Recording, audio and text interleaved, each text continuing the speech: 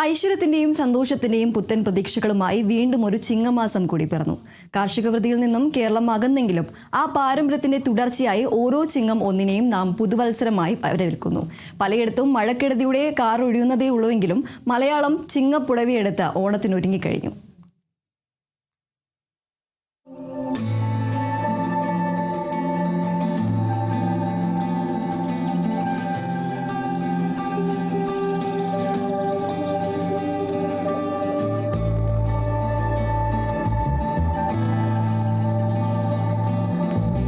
വറുതിയുടെ കർക്കിടകം ഒഴിഞ്ഞുപോയി. ഇനി പ്രതീക്ഷകളുടെ നല്ല നാളുകൾ. മലയാളിയുടെ ഐശ്വര്യവും സ്വപ്നവുമായി ചിങ്ങപ്പിറവി. തൊടിയിൽ തുമ്പയും മുക്കുറ്റിയും പൂവിട്ടു. പൂവിളികൾ ഉയരുന്നു. തിരുമുറ്റങ്ങൾ പൂക്കളങ്ങൾ കൊണ്ട് നിറഞ്ഞു. ഇത്തവണ കർക്കിടകത്തിന്റെ ഒടുവിൽ അത്തമെത്തി. എങ്കിലും ആണ്ടിപ്പിറവി മലയാളികളുടെ ഓർമ്മപ്പെടുത്തലുകളാണ്.